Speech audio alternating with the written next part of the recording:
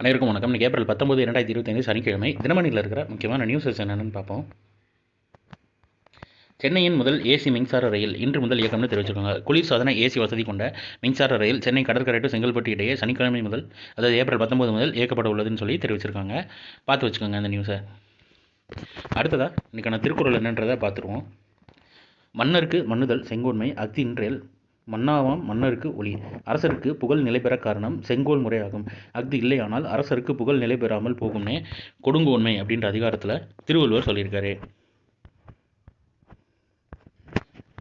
இந்திய வீரர் சுபன்சி சுக்லா அடுத்த மாதம் விண்வெளிக்கு பயணம். மத்திய அமைச்சர் தகவல்னு தெரிவிச்சிருக்காங்க. இந்திய விண்வெளி வீரர் சுபன்சி சுக்லா ஆக்சிம் 4 திட்டத்தின் கீழ் அடுத்த மாதம் சர்வதேச விண்வெளி நிலையத்துக்கு பயணிக்க உள்ளதாக மத்திய விண்வெளித்துறை இணை அமைச்சர் ஜிதேந்திர சிங் வெள்ளிக்கிழமை தெரிவித்தார். மனிதர்களை விண்ணுக்கு அனுப்பும் இந்தியாவின் ககன்யான் திட்டத்துக்காக தேர்வான வீரர்களுடனான சுக்லா அனுபவ பயிற்சி நோக்கங்களுக்காக விண்வெளிக்கு பயணிக்க உள்ளார். அமெரிக்காவில் செயல்படும் மனித விண்வெளி பயண சேவைகள் நிறுவனமான ஆக்சிம் ஸ்பேஸ் நிறுவனத்தின் ஆக்சிம் 4 திட்டத்தின் கீழ் இப்பயணம் மேற்கொள்ளப்பட உள்ளது. சுக்லாவுடன் போலாந்து, ஹங்கேரி நாடுகளின் வீரர்களும் பயணிக்க இருக்கின்றனர்னு தெரிவிச்சிருக்காங்க. அவர் பேர் பார்த்துக்கோங்க, சுபன்சி சுக்லா. அடுத்ததாக யுனெஸ்கோ உலக நினைவு பதிவேட்டில் பகவத்கீதை நாட்டிய சாஸ்திரம். பிரதமர் மோடி பெருமிதம்னு தெரிவிச்சிருக்காங்க. யுனெஸ்கோ உலக நினைவு பதிவேட்டில் பகவத்கீதை மற்றும் பரத முனிவரின் நாட்டிய சாஸ்திரம் ஆகியவற்றின் அரிய கையெழுத்து பிரதிகள் சேர்க்கப்பட்டுள்ளன. இது ஒவ்வொரு இந்தியருக்கும் பெருமைக்குரிய தருணம் என்று பிரதமர் நரேந்திர மோடி பெருமிதம் தெரிவித்துள்ளார்னு தெரிவிச்சிருக்காங்க. உலகளவில் கலாச்சாரம், பாரம்பரியம், தொன்மைமிக்க ஆவணங்களை பாதுகாக்கும் நோக்கில் யுனெஸ்கோ உலக நினைவு பதிவேடு கடந்த 1993ஆம் ஆண்டு உருவாக்கப்பட்டது.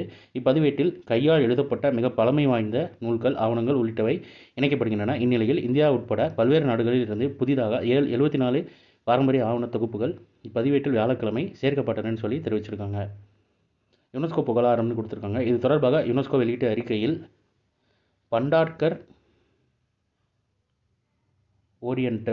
ஓரியண்டல் ஆய்வு நிறுவனத்தால், அதாவது மகாராஷ்டிரம், அந்த மகாராஷ்டிரத்தை சேர்ந்த ஆய்வு நிறுவனம் பாதுகாக்கப்படும் பரத முனிவரின் நாட்டிய சாஸ்திரம் கிமு 2ஆம் நூற்றாண்டில் தொகுக்கப்பட்டதாகும்.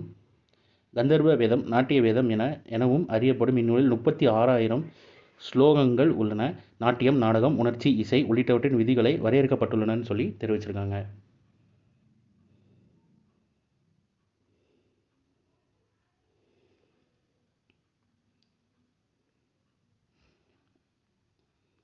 ஒரே ஒரு நிமிஷம் இருங்க, ஒரு நியூஸ் இருக்கு.